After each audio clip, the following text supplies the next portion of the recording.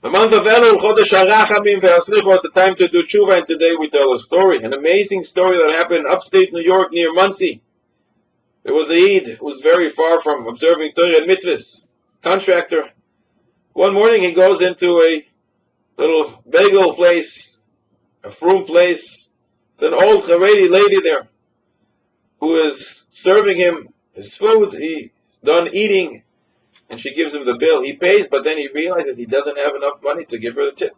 Feels bad, so he takes out from his wallet the lottery ticket he just bought yesterday. He waves it, and he says to her, if I win, I'll give half to you. And she smiles. She says, yeah, yeah, right. We know people like you. He's probably just trying to avoid paying her the tip. And then he leaves. The following day, he is watching as they are saying what numbers came up in the lottery. The first number, he has it. The second number, he has it. The third number, he has it. And he calls his wife. She wasn't Jewish. Come over, see what's going on.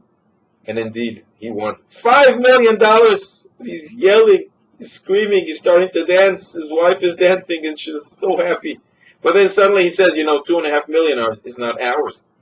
And she says, what are you talking about? So he tells her the story. I promised the old waitress that I'll pay her half of what I win. And she says, you out of your mind? You don't know that lady. She doesn't even know that you won. You don't have to give the money. You're married to me, and the money stays here. And he says, no, I never changed from my word. If I said something, I have to keep my word.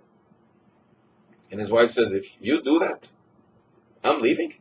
You're crazy. And he says, I may be crazy, but you got to keep your word. She says, you really are losing it now. This lady doesn't know us. Why would you want to give her the money? In the morning he gets up, and his wife still thinks that she can convince him, so she prepared him a beautiful breakfast. But he tells her, I decided I have to give the money. And the wife says, it's that lady or me. If you give her the money, I'm splitting. And he says, you know what? Let me just go over there and see what this lady is all about. If she really needs the money, I'll decide after I see her. He goes to the restaurant. And the waitress looks at him and says, how can I help you? He says, you don't remember me? She says, what are you talking about? Then he takes out his lottery ticket, he waves it, and he says, you remember? I told you I'll give you half. We won. She says, no, please stop this. An old lady, you want something to eat? I'll give you something to eat. Just don't play games. And he says, no, really? I'm serious. He takes out the newspaper, he shows her. You see the numbers? It's ours. We won. I won the $5 million. And she smiles, and she's so happy, and she tells him, you must be an angel from heaven. My husband and I are married for a long time.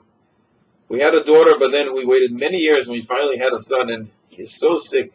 So many treatments and operations, and we're in such heavy debt. Maybe you are the angel that HaKadosh Baruch Hu sent from Shamayim to help us. And now he knew he has to give her the money, and he will. He goes back home. And his wife also kept her word. She won it out. So the money was divided this way. $2.5 million to the waitress, $1.25 million to him, and $1.25 million to his wife. A week and a half later, he drives to the house of the waitress to give her the money, the $2.5 million. He knocks on the door. They ask him to come in, but please wait. We are busy. We'll attend to you in a few minutes. And he can't believe it. He's about to give them $2.5 million, and they let him wait. What in the world can be more important? And he sees that the whole family gathers near some candles. They're about to light Hanukkah candles. And they tell him, we're Jewish. And we're going to celebrate now a miracle that happened a long time ago. And then we'll come talk to you. And he says, this is so strange. They're about to celebrate a miracle from 2,000 years ago, but what about the miracle that's going to happen in front of their eyes right now? What in the world could make it so important for them to cause me to wait? And then he saw the son who was sick, approaching the candles, saying the bracha. I can barely speak, but a great light was shining from his head.